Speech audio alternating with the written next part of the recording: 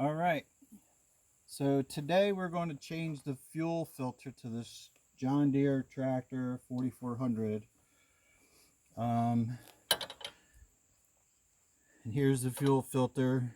Looks a little cruddy, probably needs a good cleaning.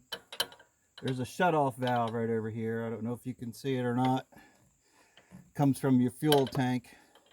Before you get started, you want to make sure that that is off.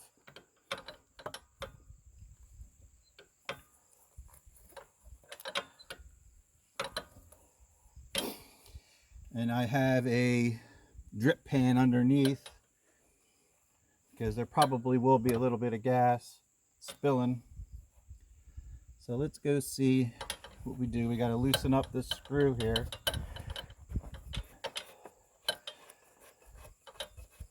So we can drop the canister.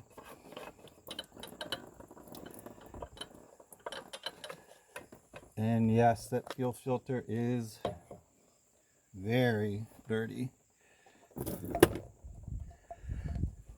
Oh. So I'm going to need to clean this all out. This just pops out. As you can tell, that definitely needs a good cleaning.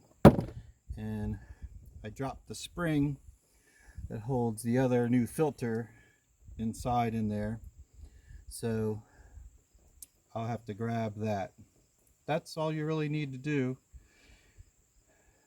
to take that apart.